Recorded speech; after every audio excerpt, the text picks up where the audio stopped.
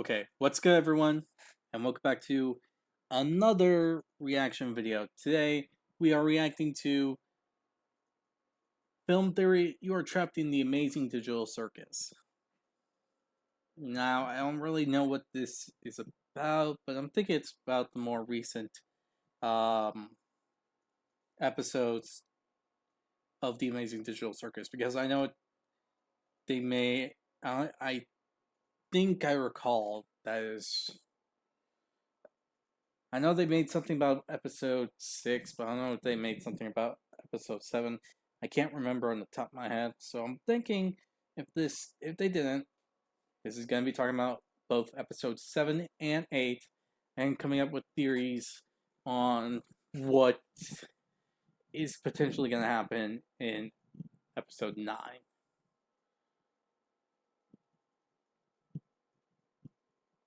So, yeah, but if not that case scenario, then this is just talking about episode 8. So, we're going to see in a moment. But before that, if you enjoyed this reaction video, like, comment, subscribe, hit the notification button to be notified immediately when the video comes out. If there's any videos you'd like to recommend that I should react to, put it down in the comment section below, and I'll react to it as soon as possible. The link to this video is going to be down in the description below, so be sure to give Film Theory some love and support for the video that they made. Now with this all said, let's get right on to this video, shall we? Okay, here we go. You are trapped in the amazing digital circus. And I am too. All of us theorists are falling into the same trap as this cast, and there is no escape from the amazing digital circus. So let's talk about it. Alright. Hello, Internet! Welcome to Film Theory, the show that either tells the truth or lies. I'm the one that tells lies. Dude, you ruined it. Hey gang, a new episode of the Amazing Digital Circus just dropped, so, I wanted to hop back into that world again. But, well, we're taking a bit of a swing here. Not because I necessarily think that this theory is wrong or anything like that, but because this is coming out the very same weekend as a brand new episode of the show. Generally, it takes us 2 weeks to actually make one of these theories, one to research and write it, and one to edit it, so this video won't be addressing anything in episode 8 beyond what's in the trailer, but Oh, okay, so this is specifically for episode 7 and the theories they had for that. But because episode 8 came a bit earlier than they expect, they can't make any theories about with episode 8's involvement. So this is going to be about specifically episodes 1 through 7. Alright. Even then, well, episode 7 gave us a lot to talk about. See, doing theories about the Amazing Digital Circus has always been a strange experience for me. I mean, just look at one of our videos last year where I talk about how we were just wrong about the series. But recently, it's been even more challenging because of the events of episode 7. Yeah, in case you need a refresher, this episode has the cast meet up with a secret cast member who's been lurking in the background of several episodes. A mannequin named Abel. He claims that he's a human who was given an NPC's appearance, and therefore has been overlooked by Kane, and that he's been able to sneak around in the background because of it. He explains that he and Kinger were the ones that invented the digital circus together at a company called C&A, and then leads the cast on a quest to escape the circus. And I mean, hey, that sounds great. That confirms some of our theories, right? However, at the end of the episode, Jax foils the plot and forces everyone to stay in the circus. But then Kane appears and explains that actually none of what we just watched was even real. There was no Abel. Kinger's past is still a mystery, and the escape was a lie. It was all just an adventure that Kane cooked up because he knew the cast wanted out of the circus, and this was his best shot to give them what they wanted. You mean this was all an adventure? Yes! And one I've been cooking up for a good long while. We'd previously speculated that theorists weren't going to be quote-unquote happy with episode 7 because it was going to be shutting down a lot of the things that the community... You know, that said, I can see it. I can see it. Though it's not something one would expect when the name Abel came about. it was like something clicked. Like, the theory was possible, but after episode 7, the end of episode 7 happened, that is, well, yeah. You get what I'm going with this? There was something to say there, and bam, went down the drain. Was putting together about escaping the circus. And, well, we were right there. Heck, this episode even went out of its way to poke some good-hearted fun at the whole religious angle we pointed out when the show first aired and now forever lives on in Matt Pat's out-of-context compilations. To be honest, I've been stuck thinking about this and how exactly to approach the show now. I mean, I really like the series and want to continue talking about it. But, you know, the Amazing Digital Circus really does seem to go out of its way to laugh in the face of videos that explain how one small detail reveals everything. What do you do to work with that as a theorist? And, well, the more I've thought about it, the more I've dug deep to figure this show out, the more I realized that we are just as trapped as the cast here in the Amazing Digital Circus. Me, you, every theorist out there, we are trapped by our ideas, and even then, despite all of that, if we look at 3 pieces of inspirations that we know influenced the Amazing Digital Circus, and one that I'm pretty sure did, we can use those clues to figure out where this story is going. And spoiler alert, I think the answer has been staring us in the face the entire time. We've mentioned this before, but there is no escape from the Amazing Digital Circus. Kane and his AI are going to torture these characters until the end of time, and that's the point. But you know what?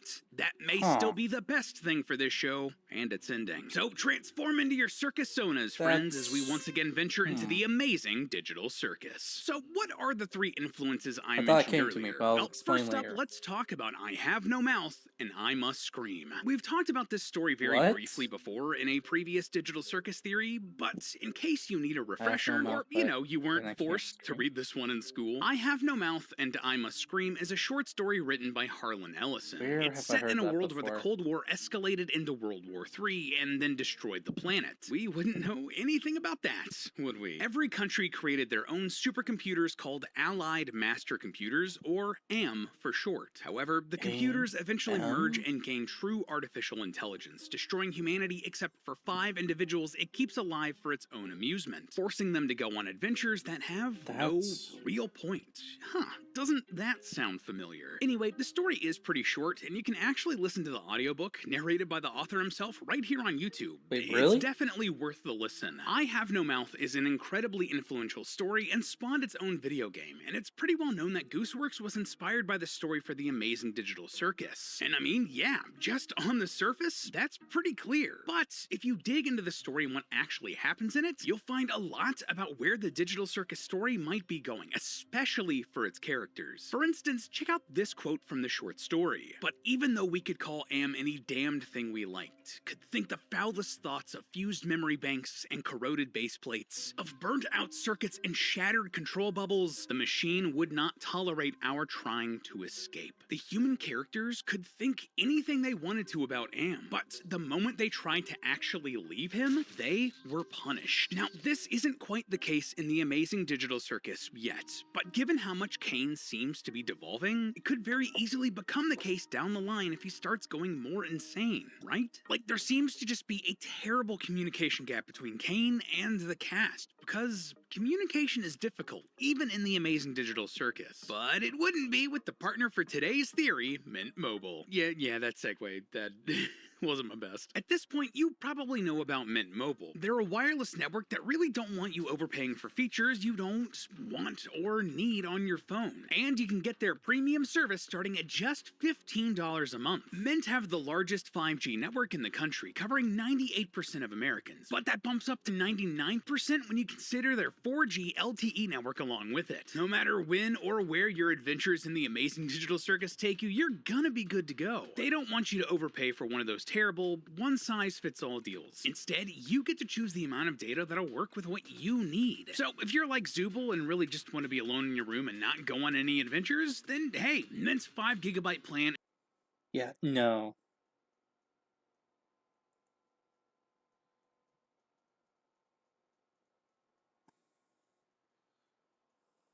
Sorry I wasn't paying attention. Something just caught my attention. Or more of someone.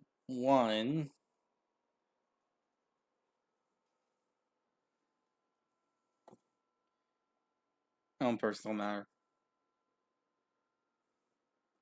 Anyway, to the part that I did recall, the whole thing about communication with Kane and the cast, it makes sense.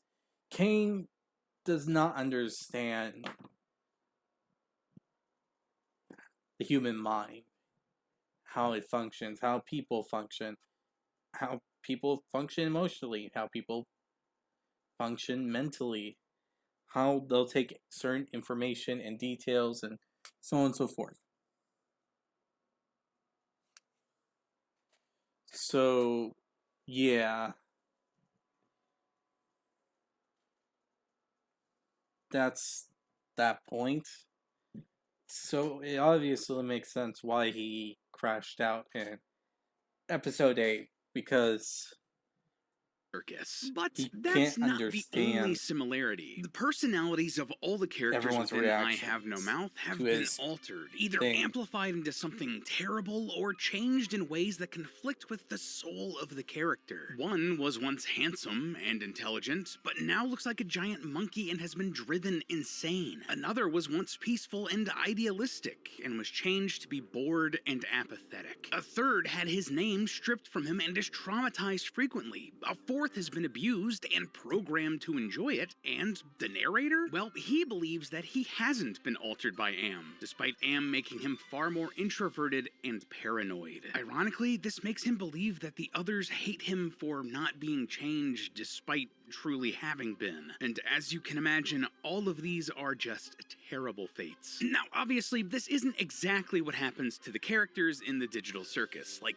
their bodies seem to take on characteristics of their personalities already, which then amplify those personalities even further. We talked about this in depth before in our character studies, but just some top-level examples. Well, Zubul feels very uncomfortable in their body, so their design is very plug-and-play, with different arms and legs and whatnot, so they can try to find something better. Gangolb seems to go back and forth wildly between being happy and sad, so they use the comedy and tragedy masks to show how they're feeling. We don't need to go through everybody, you get the idea. That being said, we also know that Kane can tweak their personalities. Let's skip this one, and also make Jax a vegan for the rest of the day. You can't do that. But he insists that these aren't permanent. I may have the ability to add temporary modifiers to make adventures more interesting, but that's it. If I did anything more, trust me, it would not end well. Scratch, the first abstraction. Did you hear that? Kinger is remembering somebody named Scratch, the first person who ever abstracted, because Kane changed his personality too much. Here, Kane claims that he doesn't do this that much anymore, but, well, what if he's wrong? If he doesn't remember? Oh, wait. Hold on. What if he's just straight up lying? Next, both of these AIs... Oh! AM, as in... now I get it. Now I get it. Like, from the Ghostface versus videos. Got it. So there's an audiobook about that you can actually listen to on YouTube.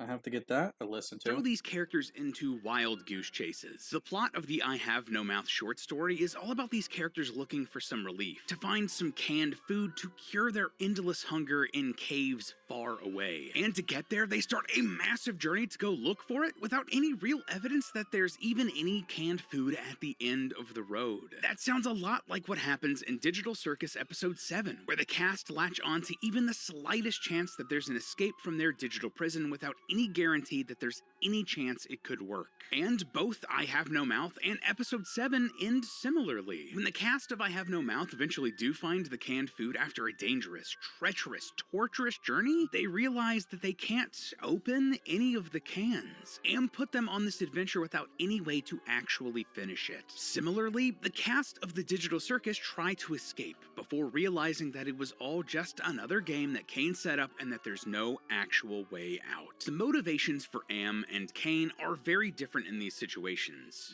Kane was trying to fulfill a fantasy for the cast while Am was just trying to inflict pain. But that outcome is still awfully similar. And if we apply that to the future of this series, well, I could see Kane once again trying to pull what the cast want to happen as a wild goose chase, torturing them with things that they want just out of reach, but in a way that just makes everything worse. Again, this has been written and recorded before Episode 8 was released, but based on the trailer we see, we might get a hint that he's going to be doing this with former members of the cast, characters that have already abstracted. We can briefly see Queenie appear in a scene with Kinger, and it looks like Jax is holding a coffee cup identical to one seen in a photograph with Ribbit and Kaufmo. And look, it seems like Ribbit's shadow can be seen in the corner of this image. So it looks like this story is going to bring in either visions or flashbacks to these abstracted characters, or Kane is going to somehow resurrect them for either the next adventure or in some twisted attempt to make the rest of the cast feel better, to make them love him, even though this would do the opposite. Either way, the main thing we can learn from this inspiration, from how I Have No Mouth and I Must Scream handles the characters that its AI is torturing, whether it's coming from a place of just wanting to make the cast happy or a secret urge to hurt them, Kane will keep dangling what the cast want in front of their faces, but he can never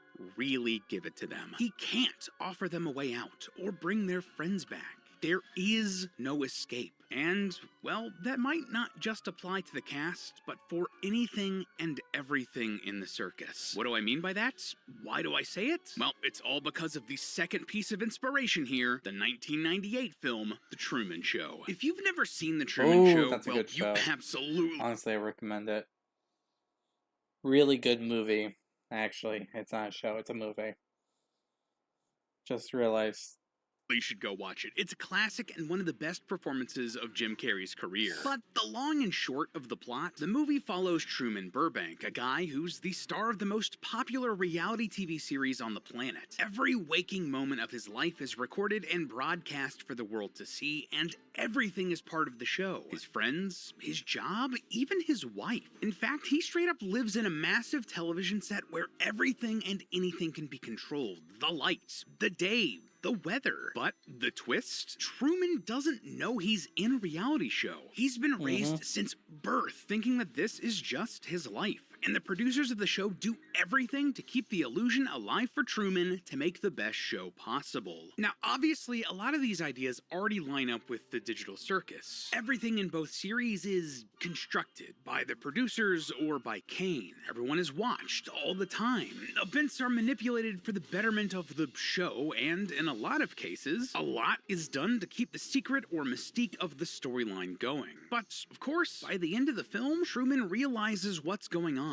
And in one of the most memorable moments from cinema, he says, "In case I don't see ya, good afternoon, good evening, and good night." Before disappearing through a door at the edge of the set. The visual of this shot is iconic and was actually recreated for the thumbnail for the trailer for Episode 8, with Kane taking the place of Truman. Clearly, they want us to associate these moments, how the cast of the Digital Circus are basically Truman in this situation. But what's interesting, though, is that the person in place of Truman here in this thumbnail image isn't one of the cast members, someone who is being toyed with or observed all the time. You know, someone like Pomni, who you think would be a perfect stand-in here. No, instead, it's Kane.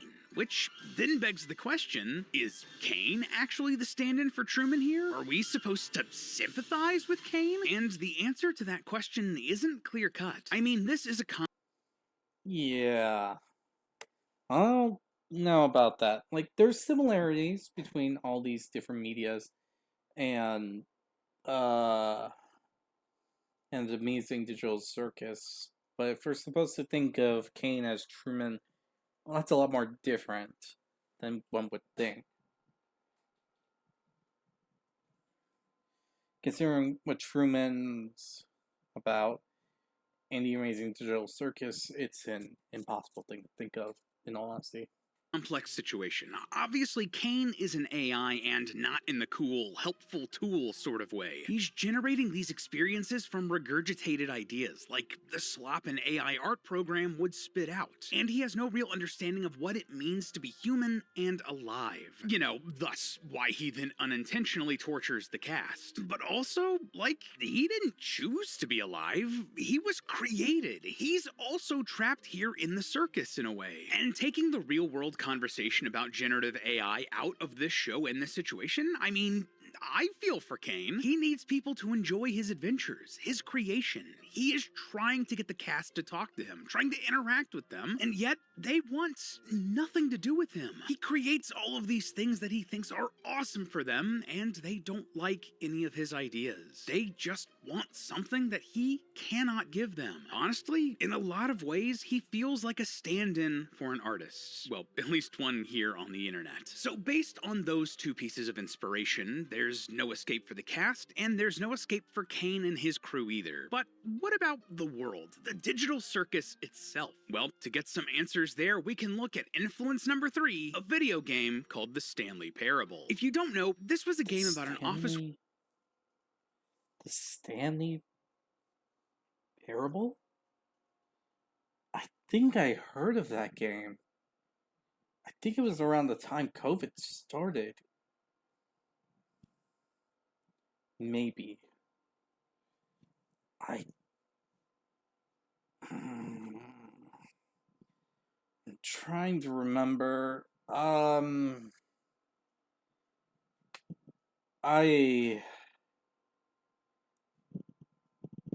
think it was a game that has multiple things you could do, and each thing leads to a different ending.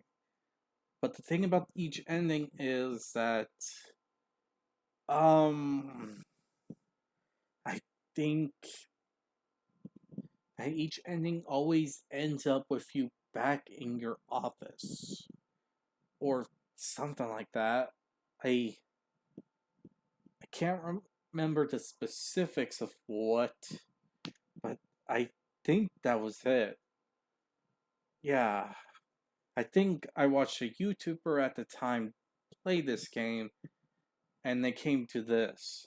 I don't remember who. Worker named Stanley who finds himself alone in his empty workplace. A narrator begins describing what Stanley is then supposed to do, guiding him through the building. But Stanley doesn't have to follow the instructions. I mean, you as the player can, or you can disobey. Every decision leads to a wildly different outcome where Stanley might escape, die, shut down the game, or seemingly break the story itself. And here's the thing. Gooseworks has said that the Stanley Parable influenced a lot of how she does things, and I mean, that's pretty clear, right? Just visually, if you're looking at footage from the game, you can probably already tell that it looks very similar to the quote-unquote real world we see in the Amazing Digital Circus. And from a thematic point of view, well, no matter what, Stanley can't actually win in the Stanley Parable. The game is all about the illusion of choice, and if you disobey the narrator, that has already been written in as an option. Every path leads back to the same loop, more or less starting the game over, and in some cases it might even reset or crash the game. That, loyal theorists, is also the end game here in the Digital Circus. This is a story where there almost certainly won't be a happy ending, and in a way, everything loops. One character abstracts, and then another's gonna come into the circus, over and over and over. Pomni is just the most recent incarnation of this, and it seems as though Kane and the circus and all of the NPCs have accounted for anything and everything the cast want to do. Alright, so as a quick recap here, the cast are trapped just like I Have No Mouth, Kane is trapped just like The Truman Show, and the circus itself is sort of a looped trap based on the Stanley Parable. Now, obviously, something can be inspired by a work and not take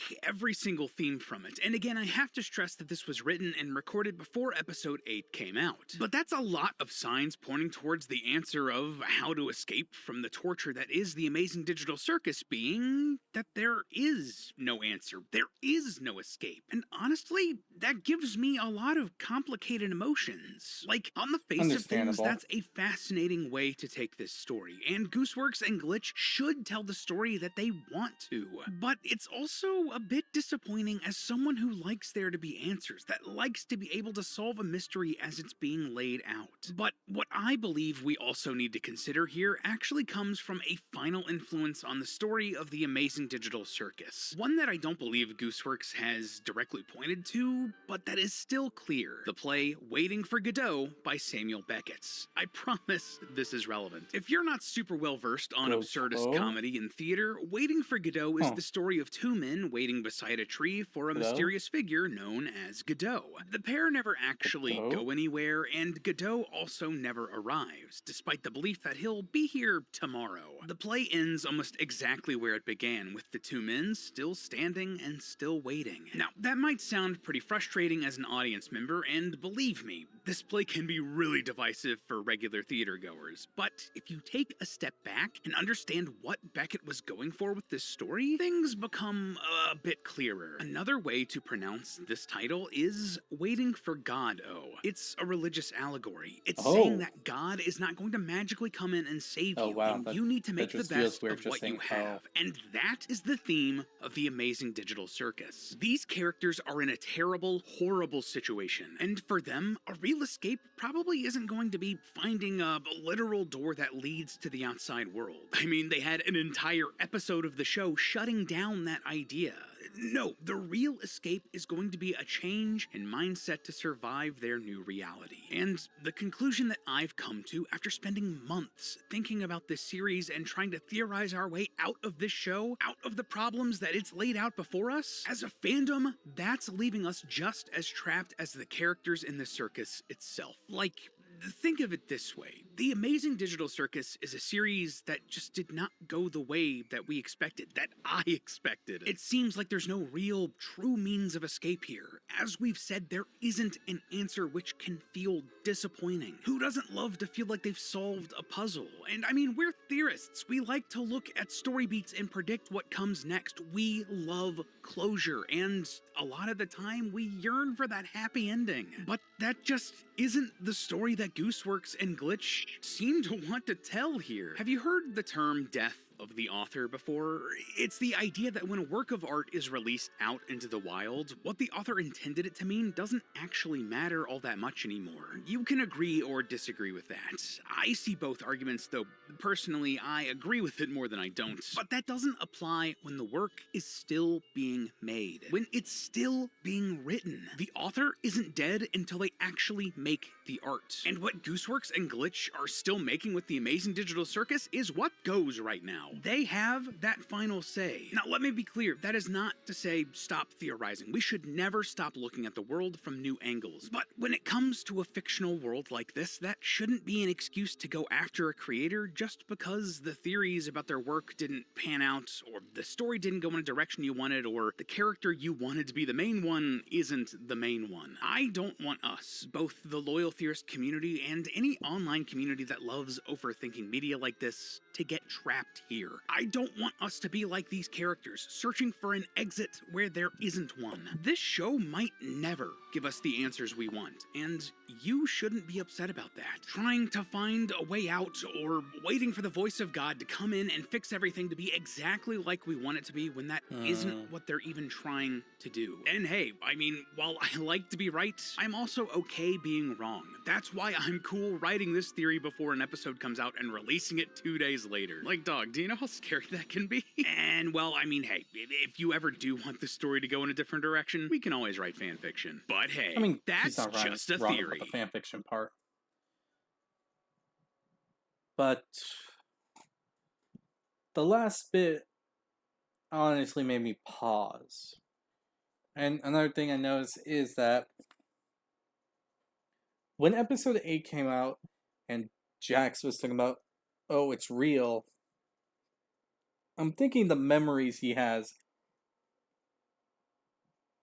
was real. And that's the part that makes me a bit weary now.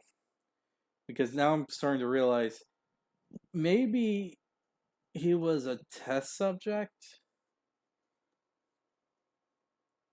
Or something like that. Anyway, though, I'm starting to realize something else too. Now, I came up with a few ideas on how things are going to end, but now I'm starting to realize something. That no matter what, for episode 9, there is going to be a lot of things that could happen. There's a lot of possibilities that could happen. And the thing is, in general, I don't think anyone might have a positive thing about the Amazing Digital Circus when it comes to its ending. Because, in all honesty, a lot of the things that come to mind is that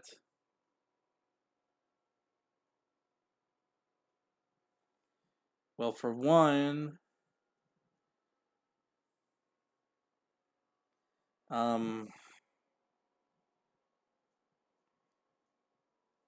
one option is, well, if we're going to go to the hopeful thing and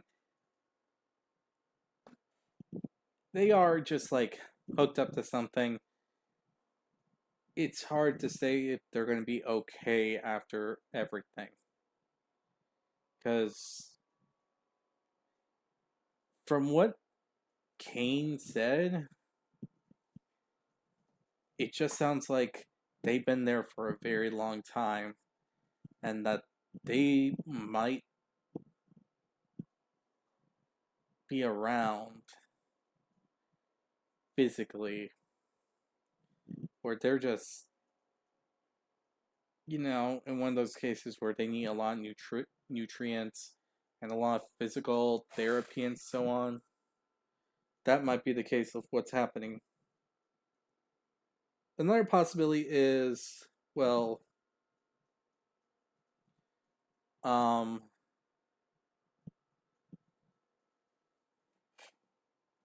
if they aren't hooked up, then they can just transfer themselves due to some unique system or sound wave or something like that to transfer their memories from the digital circus to their real bodies. But if they can't, then it might just be down to the fact that they have to erase the Amazing Digital Circus. Erase everything all to point 0. No more anything, really. And that's kind of a frightening thing, in all honesty. Because that would mean that, despite everything, they,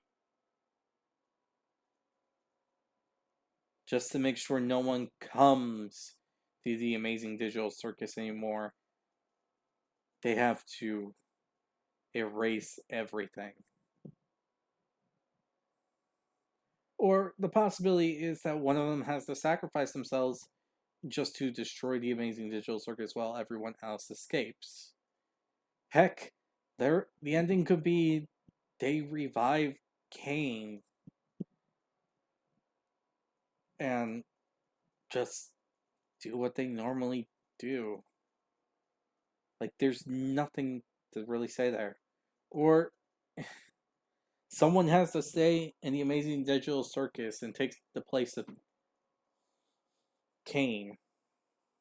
And yeah. Or something like that. Like, I'm realizing that there's more than one ending that could be true. And upon realizing that, there is just different views on what's a good ending there. Because there are a lot of endings, and not all of them will be the most positive, best ending that's like a fairy tale ever after where everyone's happy and all that.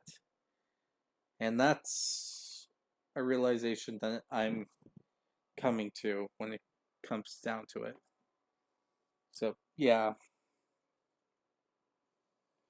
So, this said, I hope you all enjoy this video. Like, comment, subscribe, hit the notification button to be notified immediately when a new video comes out, and yeah. This all said, I'll see you all in the next video. Tell me your theories about this in the comment section below. I'd like to hear your opinion on the matter. Now with this all said, again, hope you all enjoy. I'll see you all next time. Bye.